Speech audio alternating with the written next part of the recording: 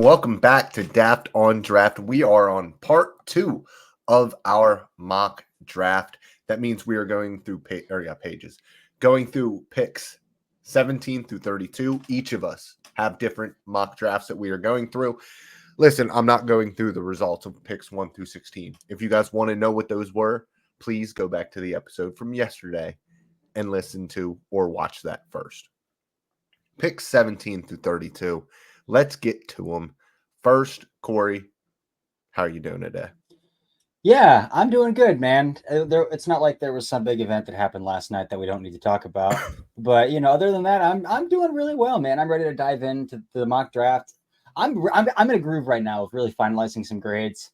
I have a Tyler Warren film room coming out tomorrow on Daft on Draft as well. I finalized his grade yesterday and was a lot higher than I imagined. But if you listen to the first part, you'll see exactly how high I am on Tyler Warren as well because of where I'm on. Whatever. But I'm ready to go. So let's do this thing. Let's do it. You sound like you've had a lot more fun than me because I've been watching the quarterback class and I want to claw my eyes out. It's so bad. Like my eyes just want to give up right now. If you guys couldn't tell, the eczema it's kickstarting the eczema. Yeah. I mean, it's making me want to dry my eyes out. Let's get to pick number 17. I will start it off with the San Francisco 49ers at pick 17. They select wide receiver Emeka Egbuka. Ooh. This might be surprising as wide receiver 3 off of the board. And I do think that Isaiah Bond would be an intriguing stylistic fit alongside Ayuk and Debo.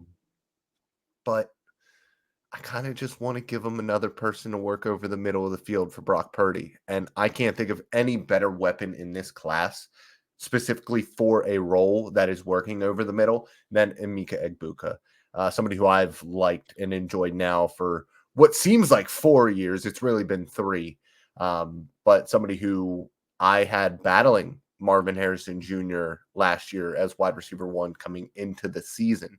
So that's how high I was on Egbuka after his sophomore year. Came back for his junior year. He was a little bit banged up. Kyle McCord. And I think that he hasn't gotten back to that sophomore form or production. Mm-hmm. But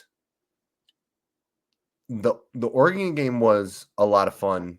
Watching them hand the ball off to him twice in that game, something that he has not done really in college. And he was very good on those runs. So he's showing you a little bit of what he can do with the ball in his hands, even if it is not, catching passes. So Emeka here at 17. I love it. I've got him coming off the board a little bit later, but we'll talk about that when we get there. But he is coming off of the board. Okay, he's coming off the board. That's exciting to hear. Coming off the board. I am going to go offensive line here. The San Francisco 49ers have been starting Cole McKivitz at right tackle for too long. Mm-hmm. And not only that, but Aaron Banks, their left guard, is also a pending free agent after the season. And it's kind of a late bloomer. He's playing well this year, but this is the first year that he's really played like an NFL starter for them since being drafted in the second round in 2021. So I'm going to go with the player that we've talked about. Every freaking tackle in this class is a guard who can play both tackle or guard, wherever you want to stick him in. I think he could be your day one left guard, and I think he could start in right tackle. He's playing left tackle this year for Texas, but I think, if you needed him to in a pinch, he could play right tackle for you. But I am going to go with Kelvin Banks here to the San Francisco 49ers to fit him in along that offensive line, either replacing Cole McKivitz, replacing Aaron Banks if he does not come back in free agency or sign a second deal there, and really patch up that offensive line. I think they really hit a home run with Dominic Pooney in the third round this past year. But again, also Trent Williams. Good player. He is. But also Trent Williams is getting up there in age as well. So we might be talking about left tackle here. So I think Kelvin Banks, that gives them a lot of versatility along that offensive line, and you could plug him in at a lot of different places along that offensive line. So Kelvin Banks here, 17 to the 49ers. 18, Chicago Bears. Listen, if you watch that game against the Arizona Cardinals and watch their backup right tackle after Darnell Wright went down, if you watch the interior of that offensive line play football, if you watch Braxton Jones even at left tackle a little bit, like that offensive line needs overhauled almost across the board, outside of right tackle Darnell Wright, pending his health. Obviously, they took him 10th overall 2 years ago. They're not moving on anytime soon, nor would they want to. Again, another swing tackle guard here, wherever you want to plug him in. I think this is one of the rare guys that a lot of people see as a guard, but I see as a tackle. But I'm going to go Jonas Avainai, 18 to the Bears right here. He has started games at left tackle. He started games at right tackle. He started games at right guard. Play him wherever you need to freaking play him, man. I think looking at that Chicago offensive line is a major need. They went out and they got the wide receiver in Roma Dunes with DJ Moore. Keenan Allen's not coming back, but Cole Kmet, they have the weapons offensively. They have no protection whatsoever for Caleb Williams. So I'm going to go Jonas Avainai here to the Chicago Bears. Same wavelength, different players. I'm going with the first true guard off of the board. Ooh. That is Alabama's Tyler Booker. Watched him this past week. I love NFL draft scouting, but you really got to catch me in a mood to really want to enjoy offensive guard prospect watching. Mm-hmm. And I really enjoyed his tape quite a bit. I think that he is incredibly sturdy. Obviously, you kind of expect that from an Alabama offensive lineman. But I thought he was pretty technically proficient as well. He moves people. I really liked what he did, not just in the run game, but as a pass protector as well. Just an absolute stone wall. And he's got more than enough athleticism on the interior to get up and get moving as well. So for me, give them a little bit of protection, get that offense going a little bit more with those weapons that they now have. And let's see a Bears quarterback finally find a little bit of success. Yeah, that'd be great for them. You would think you would think he's the one. Let's see it. After all these guys, you get the generational guy for a lot of people. So, yeah. I love it. You're back up. Denver Broncos, 19. This is where Isaiah Bond goes. Somebody who you can just throw the ball to behind the line of scrimmage. He can make guys miss. He is an absolute speed freak. So you are going to give Bo Nix somebody to, when he actually decides to throw the ball downfield, to throw the ball down the field too. But Isaiah Bond also with that flexibility, ease of movement, and explosiveness could legitimately turn into one of the most dangerous route runners in the NFL if he puts a couple of things together, because I already think he is a very good route runner. And even though he's not necessarily living up to what Xavier Worthy did from a production perspective, I think that his tape is just as good as Worthy's, if not better, as a full wide receiver. Absolutely. Yeah. I 100% agree with that assessment. Even though the production isn't the same, you guys need to know, although the situation is the same with the same quarterback and the same coaching staff and everything, it is a different year in that passing attack. And Isaiah Bond is a dude. He is. He 100% is. And that's why I am also taking Isaiah Bond right here to the Denver Broncos, 18th overall. Let's just read off this depth chart at wide receiver. Cortland Sutton, a dude, under contract for one more year. Also rumored in every single trade rumor known to man for the past year and a half. Outside of that, they are starting Lil Jordan Humphreys and Troy Franklin. Which, shout out to Lil Jordan Humphreys, because he was legitimately the slowest wide receiver I think I've ever watched. And he overcame that. Troy Franklin is really starting to find the field over Marvin Mims and Devon Vela as the other two guys in that wide receiver room. Like, it's almost by default at this point. But again, I think his assessment coming out as I had him is like a pretty stiff dude who's not going to run routes and he's going to run in a straight line for you is all he's doing for the Denver Broncos right now as well. Like, this team needs a wide receiver, any wide receiver. I almost drafted a tight end here who might be the best pass catcher on the board. And like, I was tempted to do that here. I didn't though. Because again, if you're going to take a pass catcher, take the wide receiver. Take the wide receiver. Yeah. I agree with that, but I didn't even think Sean Payton and Jimmy Graham, little Jimmy Graham. Kind of my thought too, a little bit. Yeah. But I went with Isaiah Bond here. 19th to the Broncos, 20th to the Arizona Cardinals. So I have said in mock draft after mock draft after mock draft that Malachi Starks is the hardest player to find a home for. I'm going to go with the Arizona Cardinals here.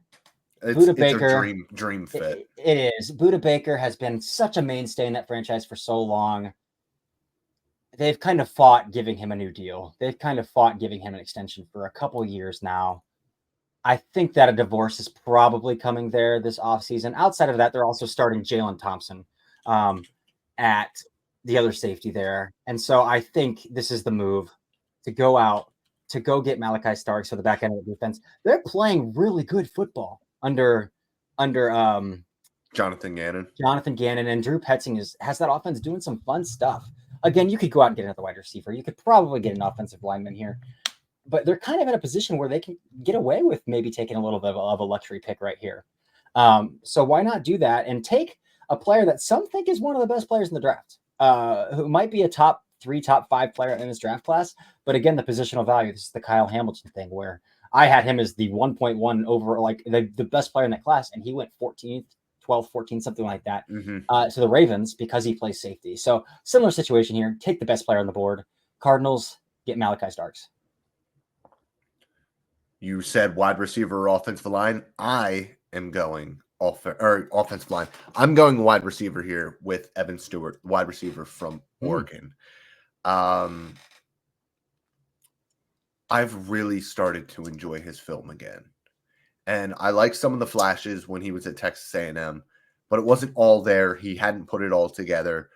I think he's just consistently gotten better as a route runner, even as this year has gone on. From week 1, week 2, now to week 7, week 8, week 9. I think that he has shown and flashed a ton to me. And I think he is a nice little change of pace for Marvin Harrison Jr. in that passing attack as well. Yeah, I love that. That catch he meant to back the end zone last week. It didn't count. The rule of cool. One of the coolest catches of the freaking season, man. I love it. All right, back to you. 21, the Los Angeles Chargers. Yeah, this is where. Yeah, I think we're on the same wavelength here again too. Yeah, Colson Loveland, and it's not just the hardball thing with Loveland, and that he coached him, and that he loves to run the football, because like Loveland's not going to be blocking for him. They will run a ton of 12 personnel. Will Dissly has another year left on his deal. He will be the blocker, and Loveland will either be the F or he will be the F away from the formation, because he is not your hand in the dirt inline blocker. No matter where he goes, that will not be his role. You should not put him in that situation. But man, getting Justin Herbert, who is really starting to play some good football right now. Unbelievable football right now. Colston Loveland. I need to ask, did you break that game down against the Browns this past week? Have you watched it yet? No, I haven't. Dude, he hit a whole shot where if Quentin Johnston outside released instead of inside released was one of the more immaculate whole shots I've ever seen. But Quentin Johnston's shoulder was turned, like his body was turned away from the boundary, and he had to try to turn around last second and try to swing towards the boundary and catch it. Unbelievable. He's playing unbelievable football right now. Unbelievable football. And then we're going to add Colson Loveland, who Jim Harbaugh already knows how to feature him in an offense. So I love this fit. I do too, and that's why I'm also taking Colson Loveland right here. Again, the Harbaugh thing, the 12 personnel thing, you hit it. He's also not overlapping any sort of route tree that any other receiver is running, mainly because they don't have any other receiver in that offense. Quentin Johnston has had a nice little renaissance after looking like one of the potentially worst first-round picks off the board the year he was drafted as a rookie. So he has had a nice little renaissance. Again, there are some ticky-tacky like mental things that like really break me down with him. That's like, dude, I guess you could say he's overlapping with Ladd McConkey a little bit, but Ladd McConkey, his average depth of target really isn't. He is just doing a lot of the dirty work over the middle and things like that. And I really think Colson Loveland can rip up the seam. He can really rip up the seam for you and do a lot of fun stuff for you that way as well. So And if you got a guy that can rip up the seam, you got a guy it's gonna create a lot of green grass because it's gonna threaten a lot of linebackers and clear out a lot of space underneath for a guy like Ladd McConkey as well. So I'm on the same page here. Colson Loveland to the Chargers, 22 Atlanta Falcons. I feel like we have this conversation every year that the Atlanta Falcons invest some sort of significant asset into their defensive line and they can't get any production back out of it. So why not do it again, baby? I mean, this past year they traded up for Rook Orhoro in the second round, and he's on IR. He was a healthy scratch the first couple weeks of the season. Again, he's a rookie. They traded for Matthew Judon. He's kind of fallen off quite a bit here, down like for them this year. He even played the season low amount of snaps this past week for them. I don't know if they're going to re-sign him, to be honest, as well. Their interior defensive line is kind of ugly on paper as well. So I'm going to draft them a guy who has played 3 tech, who has played 5 tech, who has played stand-up edge. Again, do what you want with them here. You have Raheem Morris, who obviously with the Rams did a lot of fun stuff with some really fun athletic guys he can move around. So let's go with LT Overton right here to the Atlanta Falcons with the 22nd pick in the draft. Ooh, wow. That's surprising. That's not where I thought that you were. That's not where I thought you were going. Where did you think I was going with that one? Shamar Turner. Said somebody who's played. I don't have him in the tech. First round. Somebody who's but that's where my mind went when you said 3 tech, edge, stand up guy. I feel like Shamar Turner, as fun as an explosive as he is, he's probably more of like a top 60 to 75 kind of guy. Yeah, I agree. Yeah. At number 22, same thought process here. Defensive line. I was going to go through their depth chart as well. Like, this guy's not going to be there. This guy's not going to be there. That guy's not good. James Pierce Jr. At some point, they're going to smack on one of these bendy athletic edge rushers. And why not let it be James Pierce Jr., who I do think is a little bit of a one-down player consistently right now. Somebody who has the frame to get a little bit stronger, get a little bit more consistent against the run so he can make a little bit more of a difference there. But could be one of the best arc rushers in the NFL if he gets a little bit more nuanced with his hands, because he's got all the bend in the world. I kind of look at him like I look at, so I really like Julian Aquaro, and that's where I kind of go with this. But I'm trying to think of like designated pass rusher type guys who've played a bulk of their snaps as full-time players. And I'm thinking of high end like Brian Burns, maybe. That's probably that's high end. Yeah, that's the high end. Ojulari is like another that's a good one. Name kind of like that. I think that Pierce is a little bit more flexible than Ojulari was, who was a little bit like quicker and just moved a little bit differently. Like when I look at Pierce, like the smoothness in the way that he operates is kind of what separates him as an edge rusher for me, and puts him as just as a pass rusher on that like Burns potential level. It's just the way that he moves. But anyways, James Pierce Jr., number 22. At number 23 off of the board for the Green Bay Packers, this is where Siobhan Revel goes. Long corner who, a lot of cover 3 experience, and he'll have a different role at Green Bay a little bit. But we've seen them draft Kevin King, big, long corners in the past. They've kind of been a little bit of everywhere because Jair Alexander is obviously not your prototypically sized corner. But getting a guy coming off the ACL in September, we don't think it's going to be a very big issue. We thought he was going to test out of this world. He still might be able to get a pro day, but I don't understand why he would do that at this point, because he'd be very untrained at that point.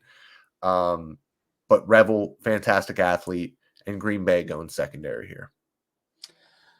I'm going to go defensive edge rusher here. They just traded Preston Smith. I always struggle so much with Green Bay and edge rushers because I don't understand what they want. Like what they want. Yeah, it's tough. sometimes they go Yeah. all over the place, it feels like, with our edge guys. I agree because Preston Smith is a very different pass rusher than Lucas Van Ness, and Lucas Van Ness is a very different pass rusher than Rashawn Gary. They don't have a type, which is kind of odd. But ultimately, I do think Lucas Van Ness is best to kick into like a 5-look or a 3-look for them, potentially on a full-time basis. Sure, maybe on some more run-heavy situations, but the guy has absolutely no ability to take the outside shoulder. Mm-hmm. Just absolutely no ability to take the outside shoulder. And so I think you need to draft a guy that does. You just traded your vet. And again, Rashawn Gary's Rashawn Gary. He's really developed into a really good player. And so this is where Nick Scorton's coming off the board for me. He was still on the board for me up to this point. So Nick Scorton is a pretty similar body type to Preston Smith. Not very impressive body types, but pretty similar kind of build to them. And again, he is a guy who moves really well at that size, who has a pretty nuanced pass rush plan, pass attack, who has some flexibility to take outside shoulders and bend and really get off the ball and beat tackles to the spot. So this is my Preston Smith contingency plan right here.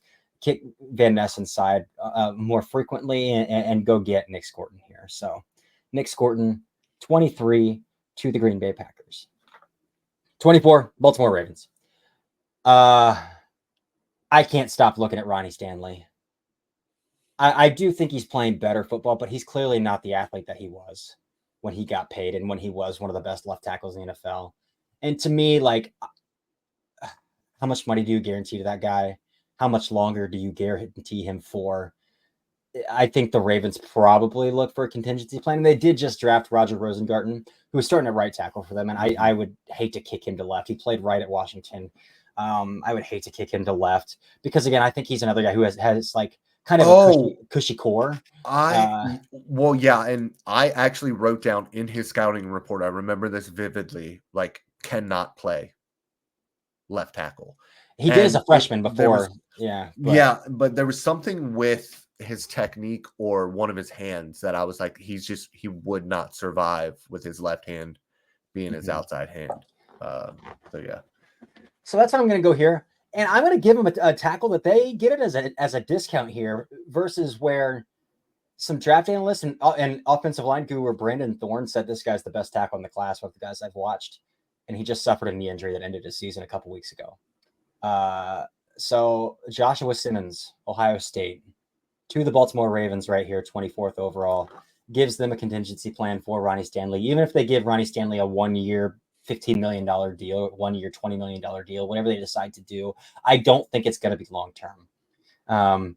And so let's go ahead and take a guy who, and he did have some really fun tape, man. His Michigan State, Iowa tape was really stinking good. Josh Simmons was. Before that, he got hurt in the Oregon game and ended his season. So I'm going to take Josh Simmons to the Baltimore Ravens right here, 24th overall. And at 24th overall with the Baltimore Ravens, I'm going to go with the guy who replaced Josh Simmons at left tackle this past week for the Ohio State Buckeyes. He obviously will not be playing tackle for Baltimore, but he will be playing right guard. I can't watch Daniel Falele anymore. No, absolutely not. The right side of that line has been a problem kind of all year, but it's mostly due to that right guard spot. Bring in Donovan Jackson. He moves from the left side to the right side. You hope that that's not too much of a burden on him. But I really like his tape at left guard. Obviously, there's not much to love about it at left tackle, but it was his first game playing left tackle, and he was going up against Abdul Carter. So tough assignment. Your first time playing the position since high school. And I love the broadcasters, trying to say, he's surviving out there. He's being a warrior out there. He's getting his ass kicked out there, but he was doing it. So yes, he's going to play guard at the next level. And I think he'll be a fantastic one for Baltimore. I like it. Where are you going, Texans here? 25. This is where Tyler Warren comes off of the board. Dalton Schultz still around for next season, but I don't see any reason why you can't play both of them on the field at the same time for a year. Let Warren get some tight end 2 snaps. Let him maybe develop into a blocker a little bit at the NFL level.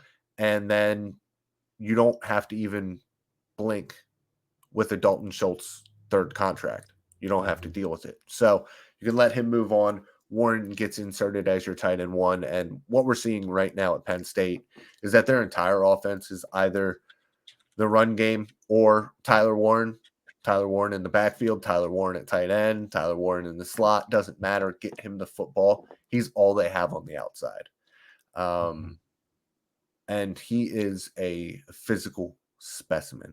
So he goes here at number 25 as tight end 2 off the board. I dig it. Houston Texans. The interior of their offensive line is putrid. It is absolutely putrid. Kenyon Green just went down for he's not going to play the rest of the season, but he was not very good despite being a first-round pick up to that point either. They did draft Blake Fisher in the second round last year as a tackle. Whether that's a contingency plan for maybe Titus Howard or they plan to play him at guard at some point, I don't know.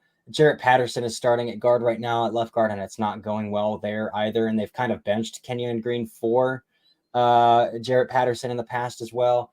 I think they need to fix the interior of their offensive line. Again, I do think they're in a really good position, but it's pretty clear, especially the way that CJ Stroud plays. He wants to stay in structure. He wants to step through pockets and through windows. If there's nothing to step through, it's really going to hamper his game, and it kind of has this year. And so this is where Tyler Booker is coming off the board for me to the Houston Texans to upgrade that interior of their offensive line. Again, he's playing left tackle right now at Alabama. Stick him or left guard right now at Alabama. Stick him at left guard for the Houston Texans, and let's roll. So that's where I'm going with Tyler Booker. Philadelphia Eagles, 26th overall, and Howie Roseman is not beating the Georgia to Eagles pipeline with this pick here. We're going to go Jalen Walker. We're going to go Jalen Walker to the Eagles here. Again, they could use some pass rush help. He is a pretty similar body type and pass rusher to Bryce Huff, but also they need a lot of linebacker help.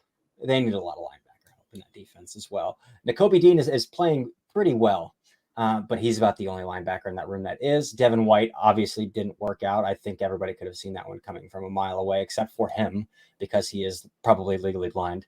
So I think you can do a lot of fun stuff here with Jalen Walker at both linebacker edge, drop him down off the edge in non-base situations, non-run predictable situations here, and do a lot of fun stuff with Jalen Walker and the Eagles in that defense. So that's where I'm going with the Eagles there at 26.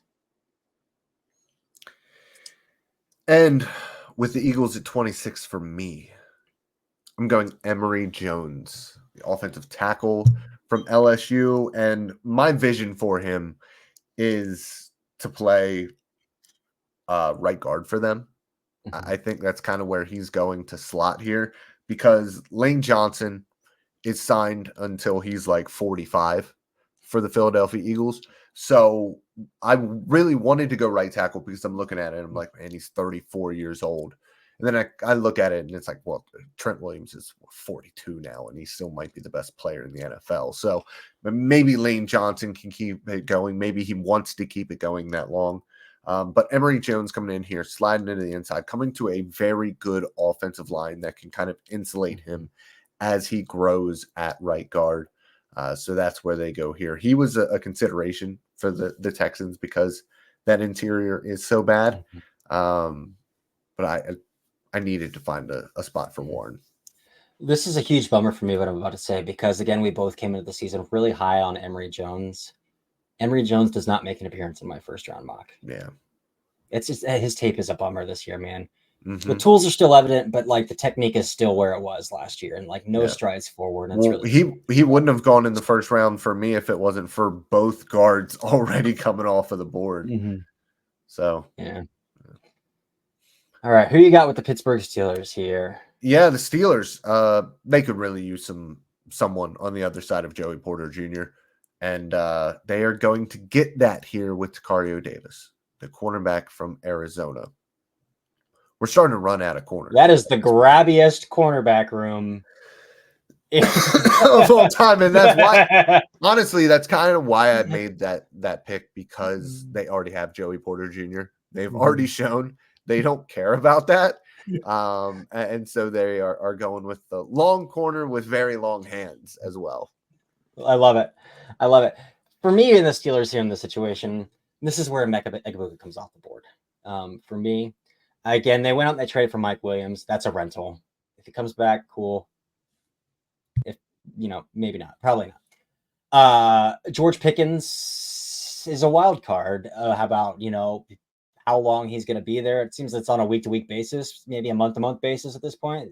It looked like his days were numbered early in the season. Now it seems like he's kind of back. He's bought back in and kind of doing his thing there. But outside of that, they have Calvin Austin, who's a fun little gadget slot guy. But the Steelers wide receiver room, they don't have a solid middle of the field threat who runs a route tree that gives their quarterbacks a lot of security outside of George Pickens, outside the numbers. I mean, Van Jefferson is their wide receiver 3 right now. And then Calvin Austin and Scotty Miller are the other 2 guys. And they did just draft Roman Wilson last year on day 2. He's been hurt all year, hasn't seen the field when he's healthy. We'll see there. But again, he's kind of still in that same mold, I think, as Calvin Austin, Scotty Miller. I think a lot of people fell for the Senior Bowl trap with him of winning one-on-ones and elevated him higher than I think he probably should have been drafted. But get a consistent guy. You can stick it Z. You can stick it in the slot. You can do a lot of different fun crossers with him. But at the end of the day, you have a consistent guy who's going to catch the ball. He's going to show you his number in green grass, and he's going to give you something other than just trying to run around and hope George Pickens comes free eventually. And so I think that's where we're going here is we're going to give George Pickens his partner in crime in a very consistent, reliable slot/Z to work with him in Emeka Egbuka here. Good pick. Good pick. Who do you got for 28? You. Yeah, Minnesota Vikings. This is a fun pick, man. Talk about a team that like 2 years ago, everybody's like, what are they doing? They moved on, or like this offseason, actually, they moved on from Aaron Jones. Or no, they just signed Aaron Jones. I'm sorry. The past 2 years, they moved on from Dalvin Cook. They moved on from Kirk Cousins. They moved on a lot from these Adam Thielen, a lot of these older vets, and it looked like they were going to have a pretty big rebuild, and they've retooled pretty quick. Brian Flores has that defense humming. And so again, how long is he going to be there? Who knows if he gets another head coaching opportunity? He might be just a guy that's a DC lifer now. We'll see. But I think they're in a position where they can take a little bit of a luxury pick here. And so that's what I'm doing. Again, Aaron Jones, for the player and the fun player that he is, he has some injury health, and he's playing indoors now at Minnesota, which helps the longevity there a little bit. Let's go with the running back here, and let's go with Caleb Johnson to the Minnesota Vikings, 28th overall. Give them a guy with just some electric feet, patient eyes. Again, the long speed's not there. I like the initial burst. He'll see it. He'll hit it. He finds cuts at the second level. Just a very clean, crisp, consistent runner here to get them some youth in that running back room. And again, I think you have solid wide receivers. You have a pretty consistent offensive line. Again, we've talked about the defense. Take a luxury pick. Take a luxury pick right here. So let's do it. Caleb Johnson. Yeah, I mean, I went the same direction, different player. I still have Muscle. We've got Jeanty on. Oh, you haven't even used Jeanty yet. I didn't. Man. Yep, this is where Ashton Jeanty goes. Top running back. They have a very obvious need there. They actually, like you said, have a practically complete roster. Would I love to maybe upgrade at quarterback? Sam Darnold's been fine, but yes, probably. Well, they got drafted J.J. McCarthy last year. Oh, yeah, that's right. Yeah, because McCarthy just went to IR immediately. That's why Darnold's starting. You're right. And so they go Ashton Jeanty here. Get a running game, a solid running game to help out JJ. Somebody who very, very good at play action, but came from a very specific offense at Michigan that was not wide open and throwing the ball up and down the yard. So get him a run game, let him run play action. Ashton Jeanty is averaging 8 yards per carry so far this year. That is 1.3 yards per attempt more than Daniel Jones' doppelganger, Riley Leonard at Notre Dame. I saw that. The air. Oh my God. Yes, he is averaging 6.7 yards per attempt. And Ashton Jeanty, because I saw that number and I was like, that can't be right. That's a ridiculously low number.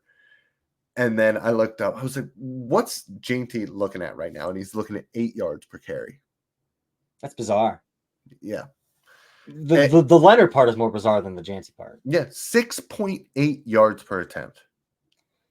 It's insane. It's not Quinn Ewers bad, but it's pretty bad. It's bad.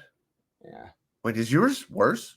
Really? Ewers has the lowest ADOT in the nation. No, not ADOT.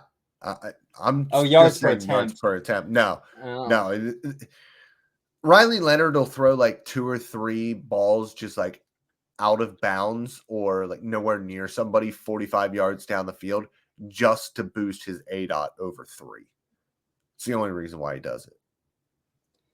I hate that offense. Quinn Ewers is sitting at 7.4 yards per attempt. So still under Crazy Ashton JT. Yes. Love it. All right, Washington Commanders. Who you got there? Yeah, little bit of an outside pick here.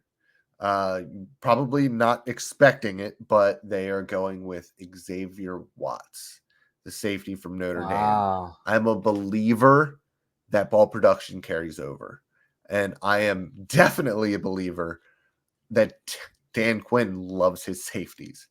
Absolutely loves playing safeties. If he can play 4 safeties on the field at once, he will figure out a way to do it. Xavier Watts can kind of be that back end guy on that defense. They still need secondary help. Everybody is drafting them a corner if they can in this class. And I thought about it, but I saved him. I like it. That is a little out there, but I don't hate it. Yeah, it's out there. So this team's really good. Like this team's really good. What they did in one offseason is crazy. Which they're probably going to be. They're a real organization now. They are. Corey. They're going to be a regression candidate next offseason for sure. But what they're doing right now is a lot of fun. And they're playing good defense. This pick, I'm going to make the pick, but I'm going to put it contingent. They're currently starting a 3rd round offensive tackle at Brandon Coleman at left tackle. He has had some really bad games and some pretty good games. Teams aren't tied to developing 3rd round picks. Like 3rd rounders are guys like, this guy can find a role, we'll take him here. I think they would be open to upgrading a left tackle if they could use a 1st round pick on it and find a consistent player week in and week out there. Again, Coleman could figure it out. He's coming off a really good game against the Giants, so he could figure it out. And he could be that guy and they could say, hey, we're going to run out Coleman next year and we're going to give him a full year. Totally get it. Could happen. But here in this pick, let's go offensive tackle. Keep bolstering the offensive side of the ball. Protect Jaden Daniels. Let's go Ariante Ursery here with the 29th pick in the draft to the Washington Commanders. Really shore up the last spot on that offensive line as well. So we're going to go Ariante Ursery. And then let's go ahead and talk about the Buffalo Bills at pick number 30 here. So the Buffalo Bills just went out and signed 2 veteran defensive tackles who were just cut from their previous teams. One was cut from the Cowboys and one was cut from the Browns. Our two teams. How lovely is that? Quentin Jefferson and Jordan Phillips. Outside of Ed Oliver, their defensive tackle room is a barren wasteland. I mean, they have Daquan Jones, but like he's very old. He's up there in age. So like, get a young guy in there. Quentin Jefferson is very old too. So if he plays well, cool, free sign or whatever. He's 32 years old. Go get a young guy. This is where I am drafting Tyleik Williams to replace or to enter that room and become Ed Oliver's new running mate here. So Tyleik Williams started the season hurt. He has been disruptive every single game that he's played in Big Ten play this year. Penn State couldn't block him, which Penn State doesn't have a good offensive line. Oregon, though, couldn't block him. Just an incredibly disruptive player. Even if he's not finishing these plays, like I would love to see him finish some of these plays. He's consistently penetrating, finish some of them. But this is a disruptive defensive tackle, a 3-down defensive tackle as well. And again, we've talked about like, Derek Harmon is kind of the default DT2 right now, blah, blah, blah. Like nobody's really elevating. But then I look at it and I was like, well, I was a huge fan of Tyleik Williams over the summer. Like I had a pretty high 2nd round grade on him now, and he's still playing really well. So like, why wouldn't I just stick with that guy who's still playing well? So that's what I'm doing here, running out Tyleik Williams to the Buffalo Bills with the 30th pick of the draft. I love that pick. I love Tyleik. So I'm right there with you. But I went corner here, and I went with Benjamin Morrison. I know that you are much lower on him, and that you believe that the NFL is probably lower on him, but I still like him. I went back through, I watched the tape. I still like him. I think that he has to work a little bit harder moving vertically with guys. But it's really hard to look at the production that he has had in that defense and not buy into the belief that he can get it done at the NFL level. He's not 6'2" long, but I think that he is long for being 6 foot. Um, Unfortunately, we won't be able to see him test, which would have been very nice. But Buffalo gets a corner that I still really like in this class, Benjamin Morrison. I'm cool with it. Cool with it. And at number 31, I said that we were close because this is where Tyreek Williams goes to the Detroit Lions. I said, when you look at that roster, I'm like, there's nowhere on the offensive line I could go. The wide receivers are pretty decent. They have Sam Laporta. As long as Jameson Williams stays on the freaking field, they're fine. Yeah. Running backs, Monty and Gibbs. Like defensive line. Like it's literally like that's all the only place that I could go here because I'm out of corners at this point.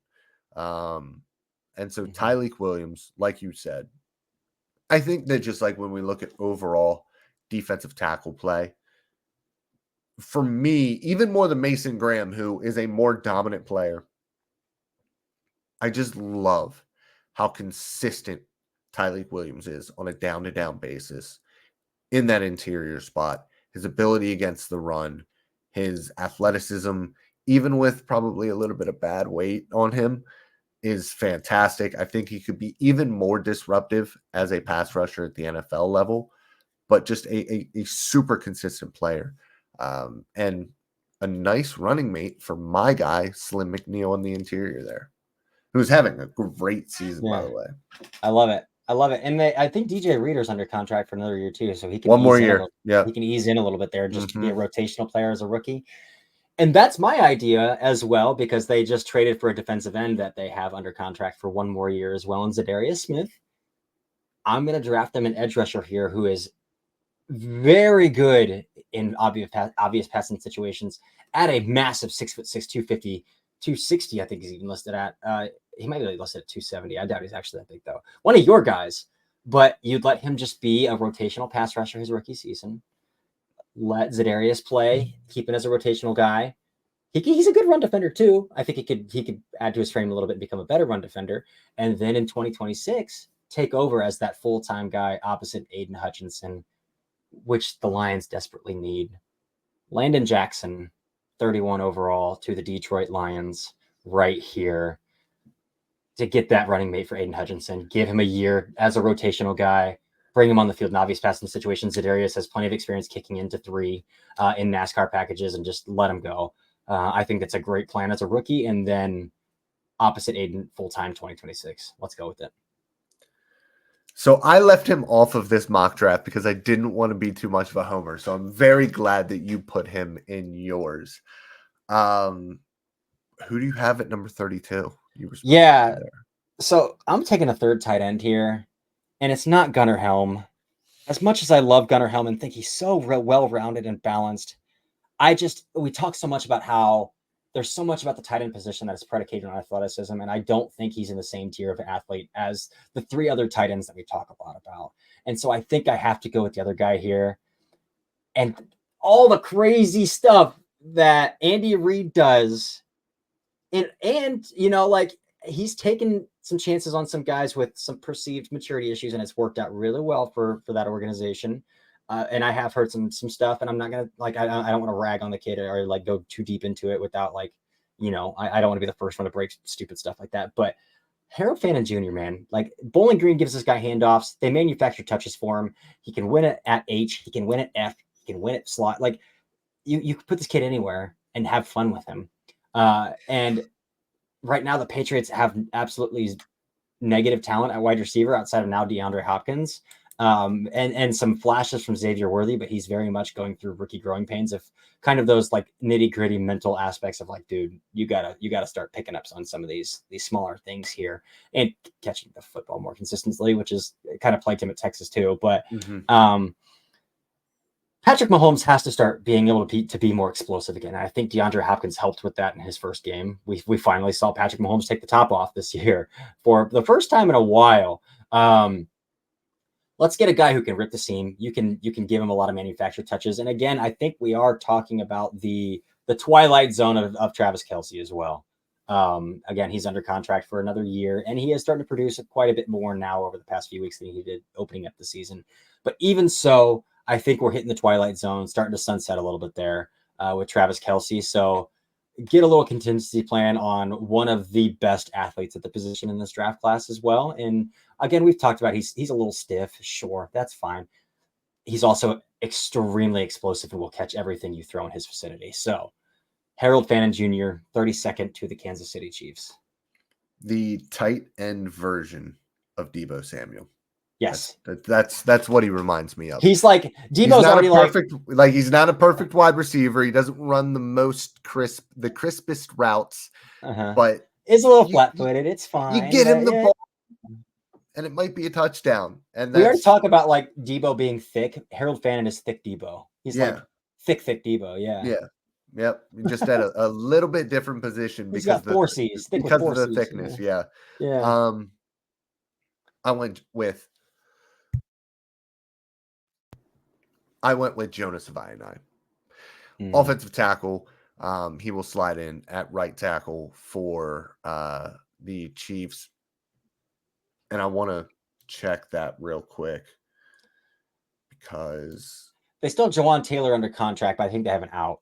Yes. I'm going to be honest. I haven't checked to see how he's playing this year, if he's cuttable or if they need to move on. But I do know they drafted Kingsley Suamataia last year as well, but he's already been benched multiple times. And they're starting Wanya Morris over him. Yeah. And he's not very good either. So, So Jonah, somebody who has played left tackle, played right tackle. I think that he can play tackle at the NFL level. I know that there was a lot of guard projections early in the year. And listen, nobody likes projecting tackles to guard more than Cory and I. But with Jonah, we both believe that he is an offensive tackle at the NFL level. And I think that he can play either side for Kansas City, depending on what they want to do with Kingsley Suamataia moving forward in the future. I don't hate it. Again, I had him coming off a lot earlier, but I also have seen some awards in Jonah's tape that I've seen a lot of improvements in his set depth and set control and foot control. He hasn't overset nearly as much as he did last year, but I've also seen some pretty tight ankles and some pretty tight hips that I didn't see last year. And so I could see how he might fall out of favor and maybe towards the back end of the first round, maybe even into day 2 a little bit by the time we get to the draft as well. Yep. That's it. That's all 32 for both of us. Nice.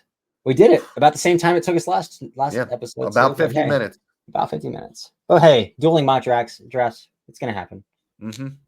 We got to talk about these guys. And it's been fun to talk about these guys. We should probably post these somewhere because we're not going to go back and reiterate every single pick we made. So I have the photo of. I do too. So I'll just post them in the article, in the Substack article, and probably blast them out on Twitter. So cool. Well, that's it. That's a fun little mock draft. Tomorrow, we come back and we talk about the weekend. Week 11, baby. I have not looked at the slate for 1 second, so I'll probably do my research tonight. I have no idea what is on the slate. LSU, Alabama, outside of LSU, Alabama. But so. I know Penn State, Washington play, but that's because I was invited to that game. I immediately looked at the time and I looked at the weather for State College, and I said, "No, I'm good. I'm a baby, man. I don't want to be cold. I'm the same way, man. I don't want to have to pay State College hotel prices the day of a game, especially a whiteout. No, don't want to do it. I'm good." We've got Indiana, Michigan as well. So can Indiana keep it going here? That'll be a fun one. Probably the toughest trench play they'll see this season. Yeah. So probably the first time they'll have a team that is willing to punch them in the face too that they've played this year. Yeah. So we'll see how they respond. But yeah, we'll talk about that tomorrow. We don't need to get into it right now. We'll talk Yep. to it. Talk to it later. So, all right, man. It's a good little mock draft. Until tomorrow, I am Cory at Fake Cory Kinnan on X with Dalton Miller, Dalton B. Miller on X, Twitter, whatever you want to call it. Follow us. Subscribe to the pod on Apple, Spotify, YouTube. Subscribe to Daft on Draft. Subscribe to Dalton's Patreon. Let's roll. This has been another episode of the Daft on Draft podcast.